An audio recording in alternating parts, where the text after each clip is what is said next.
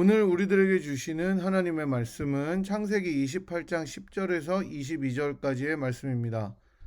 야곱이 브엘세바에서 떠나 하란으로 향하여 가더니 한 곳에 이르러는 해가 진지라. 거기서 유숙하려고 그곳에 한 돌을 가져다가 베개로 삼고 거기 누워 자더니 꿈에 본즉 사닥다리가 땅 위에 서 있는데 그 꼭대기가 하늘에 닿았고 또 본즉 하나님의 사자들이 그 위에서 오르락 내리락 하고 또 본즉 여호와께서 그 위에 서서 이르시되 나는 여호와니 너희 조부 아브라함의 하나님이요 이삭의 하나님이라. 내가 누워 있는 땅을 내가 너와 내 자손에게 주리니 내 자손이 땅의 티끌같이 되어 내가 서쪽과 동쪽과 북쪽과 남쪽으로 퍼져나갈지며 땅의 모든 족속이 너와 내 자손으로 말미암아 복을 받으리라. 내가 너와 함께 있어 내가 어디로 가든지 너를 지키며 너를 이끌어 이 땅으로 돌아오게 할지라. 내가 내게 허락한 것을 다 이루기까지 너를 떠나지 아니하리라 하신지라. 야곱이 잠이 깨어 이르되 여호와께서 과연 여기 계시거늘 내가 알지 못하였도다. 이에 두려워하여 이르되 두렵도다. 이것은 다름 아닌 하나님의 집이요 이는 하늘의 문이로다 하고 야곱이 아침에 일찍 일어나 베개로 삼았던 돌을 가져다가 기둥으로 세우고 그 위에 기름을 붓고 그곳 이름을 베델이라 하였더라. 이 성의 옛 이름은 루스더라. 야곱이 서원하여 이르되 하나님이 나와 함께 계셔서 내가 가는 이 길에서 나를 지키시고 먹을 떡과 입을 옷을 주시어 내가 평안히 아버지 집으로 돌아가게 하시오면 여호와께서 나의 하나님이 되실 것이요 내가 기둥으로 세운 이 돌이 하나님의 집이 될 것이요 하나님께서 내게 주신 모든 것에서 10분의 1을 내가 반드시 하나님께 드리겠나이다 하였더라. 아멘.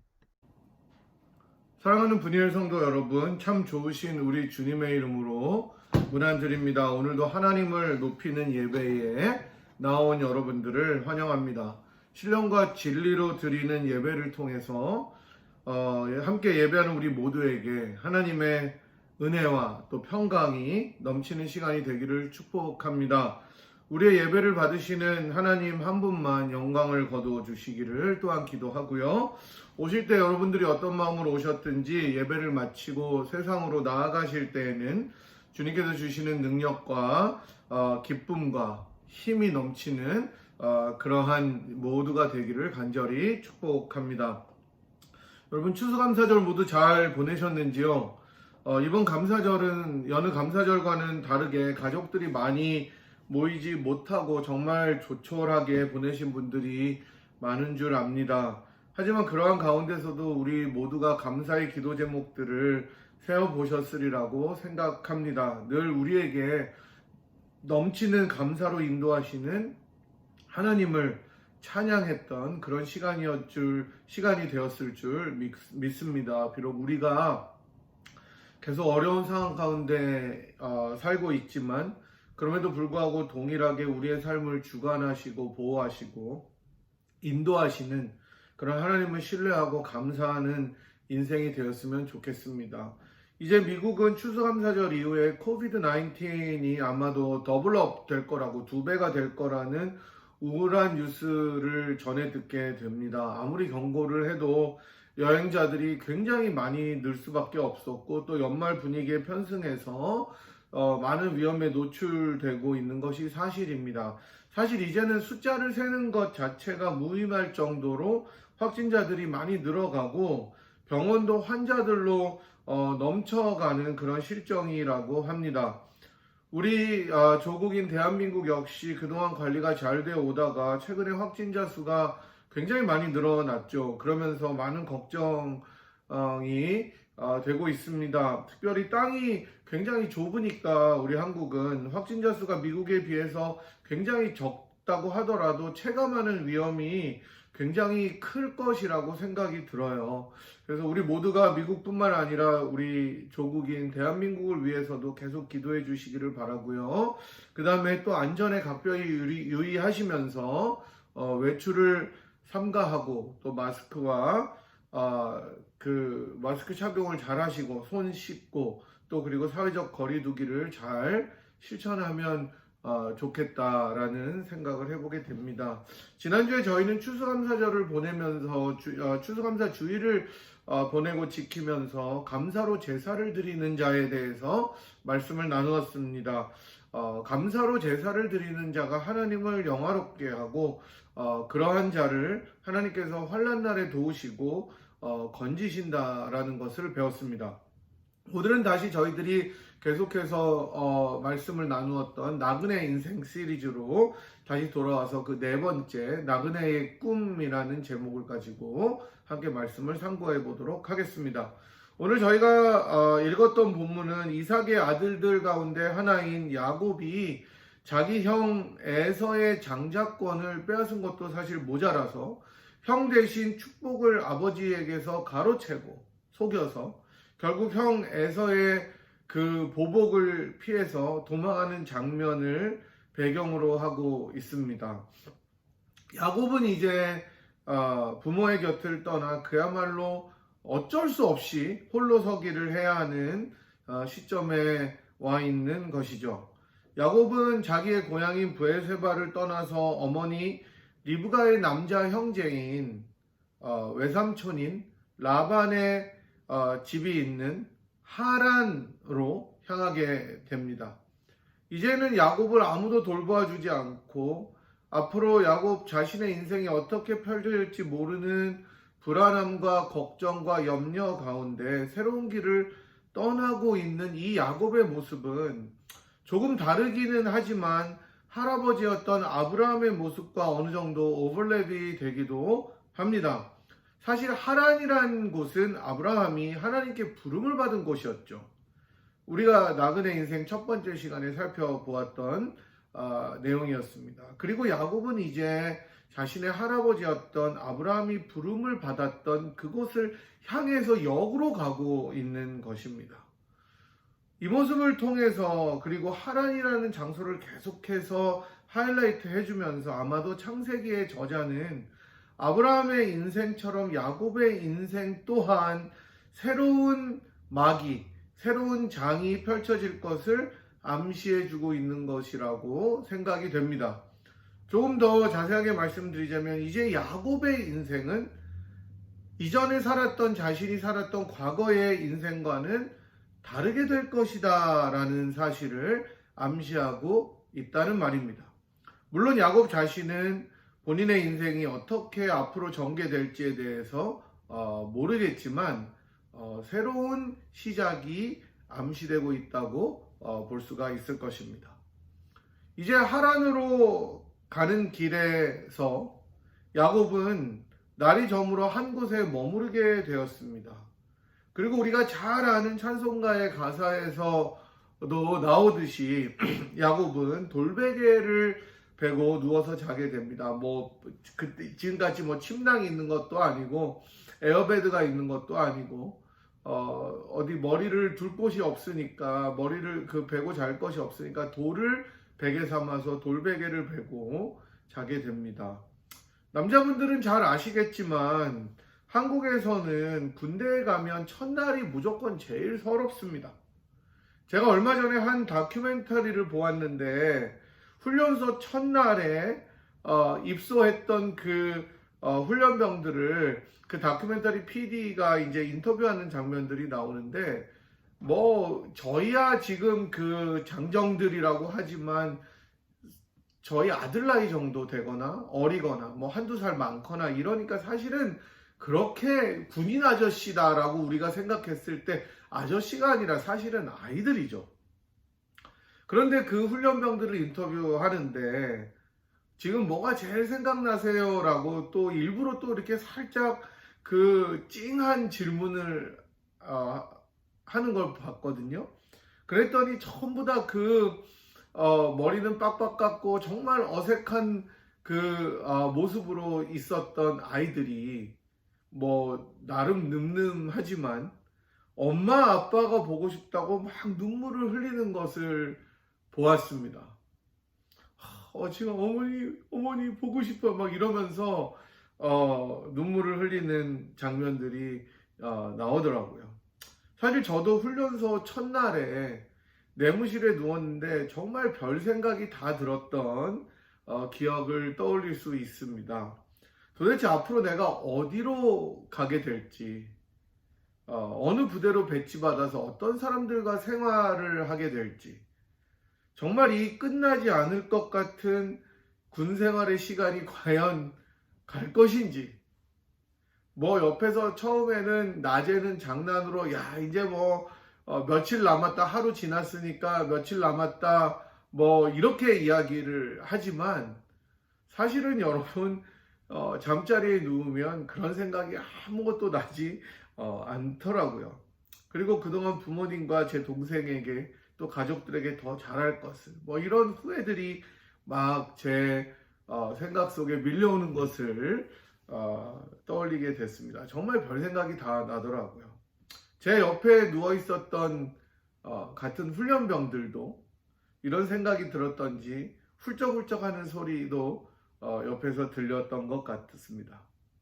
아마 야곱도 돌베개를 베고 잠자리에 들었지만 정말 너무 피곤해서 코를 금방 드렁드렁 골거나 막 정말 막 침을 흘릴 정도로 고나게 쉽게 잠들지는 않았을 것 같습니다. 노숙할 때 사실 어떠한 위험이 있을지도 모르죠. 어느 그 도둑이나 강도가 왔을 수도 있고 또 짐승들이 공격할 수도 있었기 때문이죠. 그러다가 또 다시 내가 길을 떠나다가 내일은 어떤 일을 맡게 될지 모르는 불안한 가운데 겨우겨우 잠이 들었을 것 같습니다. 그런데 그렇게 겨우 잠든 야곱에게 꿈에 놀라운 일이 찾아오게 되고 야곱은 정말로 그 비록 꿈이지만 놀라운 일을 경험하게 됩니다. 12절에 나오듯이 사닥다리가 땅 위에 서 있는 것을 딱 보게 된 것입니다. 그리고 그 사다리의 꼭대기는 하늘에 닿아 있고 하나님의 사자들이 그 위에 오르락 내리락 하고 있다는 것을 본 것입니다. 야곱의 꿈에 나타난 이 사다리라는 것의 정체에 대해서 정말로 아직까지도 많은 학자들이 다양한 견해를 피력하고 있습니다. 하지만 그러한 여러 견해들 가운데 가장 유력한 해석은 이 사다리는 고대 근동 지역의 지구르트라고 불리는 계단과 같은 형상이라고 하는 견해입니다. 따라서 오늘 우리가 사다리로 나온 이 원어의 단어는 사실은 층계나 혹은 계단으로 번역하는 것이 훨씬 더 좋습니다. 그런데 여기서 보다 중요한 것은 사실 사다리는 위에서 아래로 내려오는 것이 그 기능이 아니잖아요. 아래에서 위로 올라가는 것이죠. 계단은 사실은 either way이죠. 양쪽으로 다 위에서 내려오든지 아래에서 올라가든지. 그런데 이 히브리어를 잘 분석해 보면 이 계단은, 그리고 뭐 편의상 우리가 사다리라고 하는 이 야곱이 꿈에서 본 사다리는 하늘에서부터 내려온 그러한 계단들이었다는 것입니다. 그리고 그러한 층계의 가장 꼭대기에는 바로 여호와 하나님이 서 계셨다고 본문은 이야기합니다. 그러나 야곱이 꾼 꿈의 하이라이트는 바로 그 다음에 이어지는 13절부터 나오는 하나님의 약속이었습니다. 15절까지 이 약속이 쭉 나오는데 함께 읽어보도록 하겠습니다. 또 본즉 여호와께서 그 위에 서서 이르시되 나는 여호와니 너의 조부 아브라함의 하나님이요 이삭의 하나님이라. 내가 누워있는 땅을 내가 너와 내 자손에게 주리니 내 자손이 땅의 티끌같이 되어 내가 서쪽과 동쪽과 북쪽과 남쪽으로 퍼져나갈지며 땅의 모든 족속이 너와 내 자손으로 말미암아 복을 받으리라. 내가 너와 함께 있어 내가 어디로 가든지 너를 지키며 너를 이끌어 이 땅으로 돌아오게 할지라. 내가 내게 허락한 것을 다 이루기까지 너를 떠나지 아니하리라 하신지라. 아멘. 하늘까지 이렇게 닿아 있는 사다리의 끝에, 즉 하늘 위에서 여호와 하나님께서 서 계셨고 그 하나님은 도망자가 된 야곱에게 자신의 할아버지인 아브라함과 아버지인 이삭에게 하셨던 약속을 동일하게 다시 해 주시고 계십니다. 그리고 가장 이 약속 가운데 인상 깊은 것은 하나님께서 끝까지 야곱과 함께 하시고 야곱이 어디로 가든지 지켜주시고 다시 야곱을 고향으로 돌아올 수 있도록 해 주신다는 것이었습니다.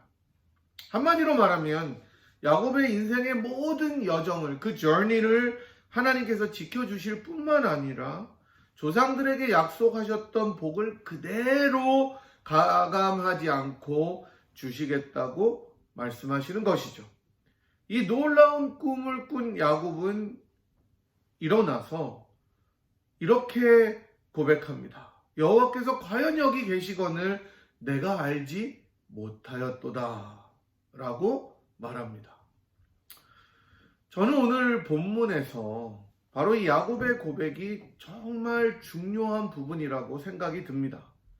사실 지금까지 야곱의 인생은 하나님을 정말 형식적으로 믿었던 인생이었고 하나님에 대한 깊은 만남, 조우, 즉 인카운터리 전혀 없었던 인생이었습니다. 야곱의 인생에서 하나님은 그야말로 수단이었습니다. means였습니다. 자신이 그냥 축복받고 풍족한 인생을 살기 위한 일종의 수단이었습니다. 형을 제치고 자기가 더 잘되고 내가 더 번영하기 위한 수단이 바로 여호와 하나님이었다는 말입니다.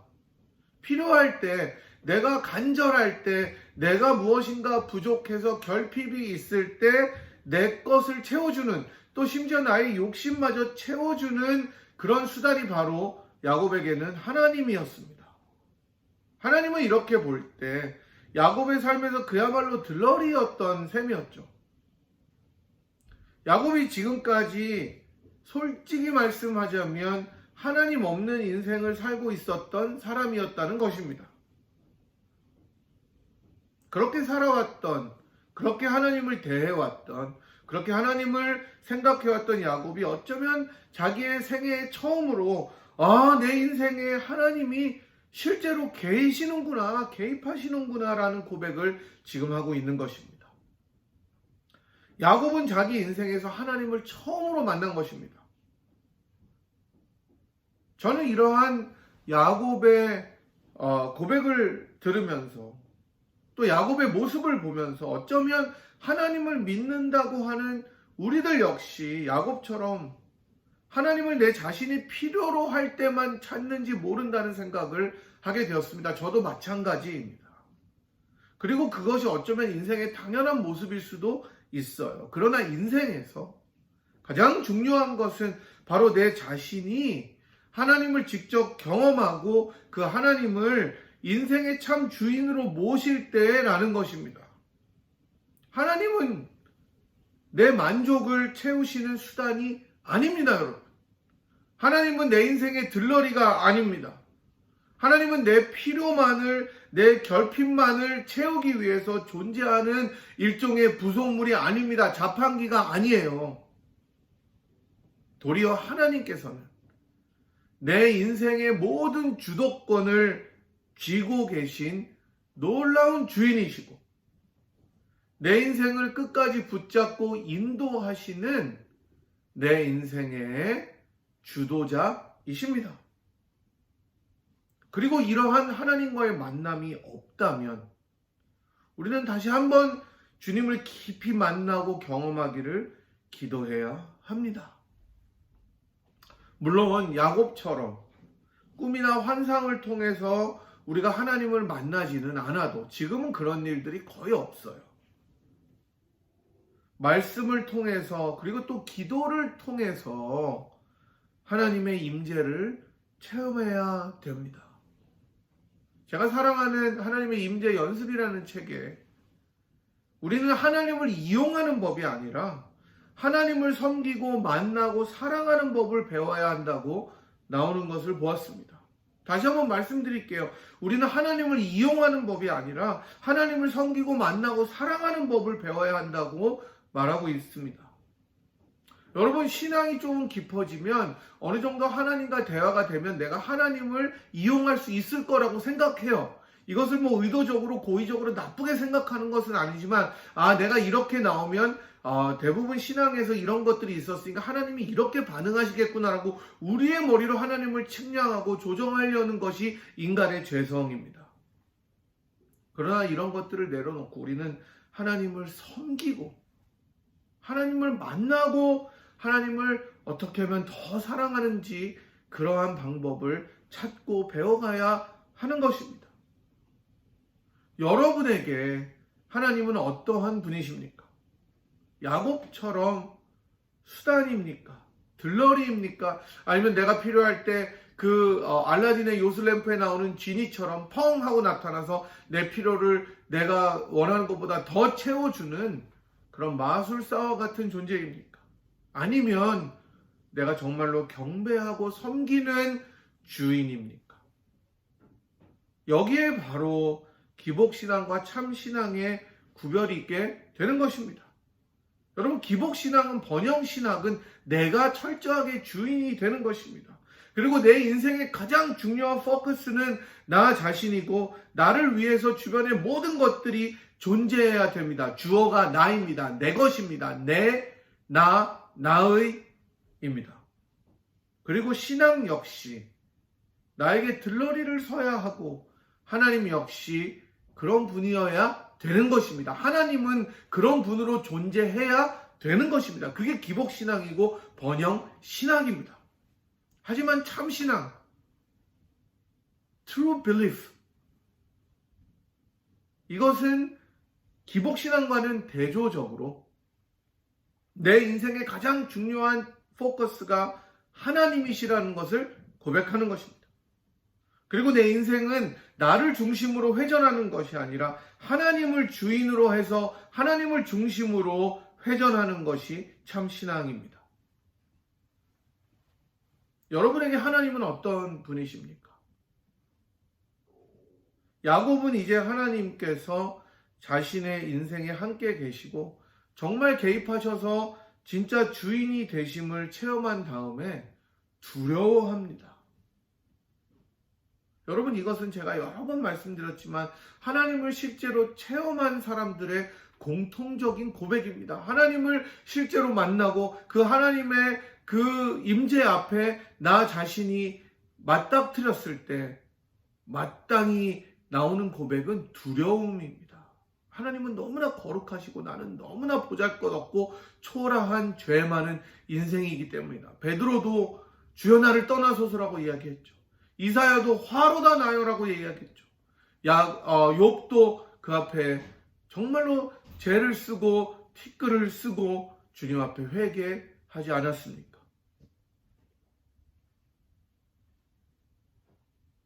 우리 역시 하나님을 만날 때 우리들의 죄악을 바라보게 되는 것입니다. 두려워하게 되는 것입니다. 그리고 두려움으로 하나님을 섬기게 되는 것입니다. 그 하나님을 두려워하는 것은 무섭다가 아니라 경외함입니다. 그렇기 때문에 야곱은 두려워하지만 않고 떨고 있지만 않고 그 다음에 이어지는 예배로 나아가게 됩니다. 여러분, 하나님을 진정으로 만난 분들은 신령과 진리로 예배합니다. 하나님을 내 인생의 주인으로 섬기는 사람들은 단순히 주일 뿐만이 아니라 매일매일의 삶에서 하나님을 예배하게 됩니다. 야곱처럼. 그리고 예배한 후에 야곱은 하나님께 비록 지금 야곱의 모습 속에서는 최선이지만 굉장히 조건적인 약속과 서원을 드리게 됩니다. 20절부터 22절까지의 내용이 바로 그 내용이에요. 제가 한번 읽어보겠습니다.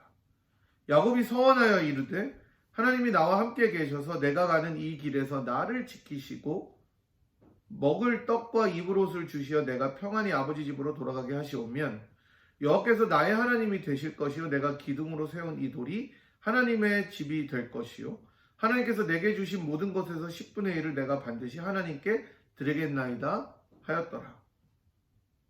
사실 야곱의 고백을 보면 기복적인 고백이죠. 다 주어가 나예요. 나. 하나님께서 약속을 지키면 나도 하나님을 섬기고 하나님께서 나를 보호해 주셔서 다시 고향으로 돌아오게 해주면 그것에 합당하게 내가 보상하겠다는 거예요. 아직 야곱의 신앙은 어린아이입니다. 하지만 앞서 말씀드린 것처럼 이제 하나님의 인도하심을 받는 인생이 된 것입니다. 야곱의 인생을 우리가 다음 주에도 살펴보겠지만 이 사건 이후에도 야곱은 여전히 좌충우돌하면서 자기의 머리로 모든 것을 돌파하려고 노력하고 여전히 하나님을 이용하고 여전히 많은 사람들에게 자신의 꾀와 자신의 재력을 가지고 모든 사건을 해결하려고 만나고 노력합니다. 하지만 하나님은 그 모든 야곱의 인생 가운데 묵묵하게 함께 하시면서 그를 인도하십니다. 저는 이런 야곱의 내러티브들을 쭉 살펴보면서 왜 하나님은 억울하게, 어떻게 보면 하나님이 진짜 억울하잖아요. 말도 안 되잖아요. 왜 하나님은 그렇게 억울한 일을 당하실까 제가 생각해 보았습니다. 그러다가 로마서 9장 13절에서 바울이 말라기 1장 2절과 3절을 인용한 구절을 보게 되었습니다. 내가 야곱은 사랑하고 에서는 미워하였다 하신 것과 같으니라. 이 말씀이 떠올랐습니다. 이 말씀의 초점은 야곱을 택하시고 사랑하신 것에 있습니다. 그냥 에서를 미워했다가 아니라 야곱을 특별히 주님께서 사랑하시고 택하셨다는 데 그 포커스가 있는 거예요. 왜 그런지는 몰라요. 그냥 하나님이 그렇게 사랑하신 거예요. 하나님의 마음에 야곱이 마음에 들었고 하나님은 그 야곱의 그 인생을 택하시고 붙잡아 주시고 끝까지 인도하실 것을 작정하셨다는 것입니다. 그냥 하나님이 그렇게 사랑하신 거예요. 하나님이 그리고 그렇게 은혜를 주시고 그렇게 택하시고 보호하시고 인도하시고 끝까지 함께 하셨습니다. 여러분, 우리들의 인생도 사실 마찬가지 아닙니까? 우리 중에 어느 누구도 하나님 보시기에 잘나고 훌륭하고 대단해서 택함을 받은 사람은 아무도 없습니다. 그냥 하나님께서 일방적으로 택하시고 복을 주시고 사랑하시고 지키시고 신실함으로 끝까지 인도해 주시는 것입니다. 야곱처럼 때로는 우리가 하나님을 수단으로 이용하고 필요할 때만 찾고 나의 들러리로 생각하는 그러한 삶을 살아갈 때가 더 많지만 그런 우리들을 아무런 조건 없이 택하시고 사랑하시고 인도하시는 하나님이 바로 저와 여러분의 하나님이 되시는 것을 믿으시기 바랍니다. 이제 야곱의 인생을 살펴보면 아시겠지만 하나님께서는 결국 야곱으로 하여금 고향으로 마침내 돌아오게 하시는 것을 보게 됩니다. 지금 이 베델이라는 곳에서의 약속을 주님께서 지켜주시는 것입니다. 야곱처럼 하나님께서는 저와 여러분의 인생 가운데 약속하셨던 그 약속을 반드시 지키시는 분이라는 것을 믿으시기 바랍니다. 오늘 본문에 나온 야곱의 사다리 사건은 신약 성경으로 오게 되면 요한복음 1장 51절에 등장하게 됩니다. 예수님께서 나다나엘을 제자로 부르시면서 이렇게 말씀하십니다. 진실로 진실로 너희에게 이르노니 하늘이 열리고 하나님의 사자들이 인자 위에 오르락내리락 하는 것을 보리라. 아멘. 주님의 말씀은 바로 야곱의 사다리를 가리키는 말씀이죠. 오늘 본문에서 야곱에게 내려온 사다리, 아까 계단이라고 말씀드렸는데 그 계단들 위에 위로 아래로 하나님의 사자들이 오르락내리락 했던 것을 보았는데 우리 예수님께서는 자기 자신을 바로 이 사다리라고 말씀하십니다. 아까는 사다리 위에 오르락내리락 하는 것을 우리들이 보았는데 주님께서는 하나님의 사자들이 인자 위에 오르락내리락 한다 그랬으니까 예수님은 자신을 야곱이 꿈에서 보았던 그 사다리라고 부르고 계십니다. 사다리 대신 인자를 사용하셔서 하나님의 사자들이 인자 위에 오르락내리락 하는 것을 볼 것이다 라고 말씀하시죠. 야곱에게 내려온 사다리가 하나님께서 하늘로부터 내려주신 그러한 사다리로 야곱을 하나님께서 만나기 위한 통로였다면 우리 예수님께서는 직접 그 사다리가 되어주심으로 하나님과 인간을 이어주신 통로가 되셨습니다. 바로 이 예수님께서 사다리가 되어주심으로 우리는 야곱의 하나님을 우리 자신의 하나님으로 만나게 되는, 아버지로 모시게 되는 놀라운 역사를 맛볼 수 있게 된 것입니다. 하늘과 땅을 이어주는 예수 그리스도 때문에 우리는 하나님의 백성의 대열에, 그리고 하나님의 아들과 딸의 특권을 얻게 된 것입니다. 그러니 여러분, 예수로 인해서 감사하십시오. 예수로 인해서 감격하십시오. 예수로 인해서 즐거워하십시오. 예수를 통해서 하나님을 바라보십시오. 야곱의 사다리를 통해서 하나님께서 야곱에게 영원히 너를 보호하시고 함께 하시겠다고 말씀하셨던 임마누엘의 약속을 주신 것처럼 예수 그리스도를 통해서 변개치 않는 하나님의 사랑을 깨달아 가십시오. 참 주인이 되시는 하나님 앞에 인생의 모든 것들을 내어 맡기고 찬송가에 나오는 가사처럼 내 구주 예수를 더욱 사랑하면서, 때로는 우리 주님을 가까이 하는 것이 십자가 진 같은 고생일 때도 있지만 영원히 구주 되신 그리스도의 사랑을 기억하면서 여러분에게 펼쳐질 인생의 길을 힘차게 걸어갔으면 좋겠습니다. 나그네 된 야곱의 꿈이 현실로 이루어져서 그 야곱의 인생이 하나님 앞에 멋지게 펼쳐지도록 하셨던 그 놀라운 임마누엘의 하나님이 동일하게 나그네 된 우리 모두의 삶 역시 승리와 기쁨의 은혜로 인도하실 것을 확신하고 축복합니다. 우리 모두 함께 이런 은혜가 있기를 간절히 축원합니다. 제가 한번 기도하겠습니다. 사랑과 은혜가 많으신 하나님 아버지, 오늘도 주님의 은혜를 감사를 드립니다.